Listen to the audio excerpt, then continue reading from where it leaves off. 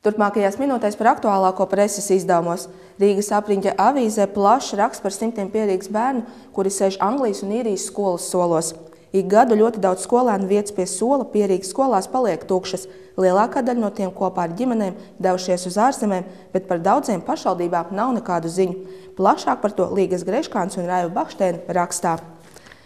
Intervija ar Sējas mēru, kurš norāda, pirms pašvaldību vēlēšanām novados valda flegmātisms, bet brīviem brīžiem intervija ar Valmieras drāmas teātra aktrisi Regīnu Devītu, ko plašāk pazīstam kā ugunsgrēka zentu.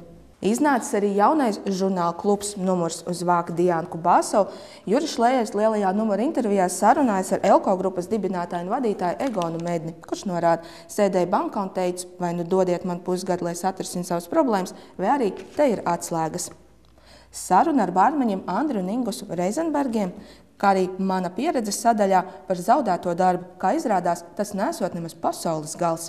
Jaunākajā Ievas mājas numurā tikšanās ar Latvijas televīzijas režisori, Lielskā televīzijas seriāla Likteņa līdumnieka režisori Virģīniju Leiņu. Praktiskie padomi arī par maisītāju krāniem, ērtai saimniekošanai, pičiņu, pačiņu, actiņām, austiņām, bet šoreiz mūsu mīluļiem, mājdzīvniekiem, kā arī dažādi padomi gardēžiem.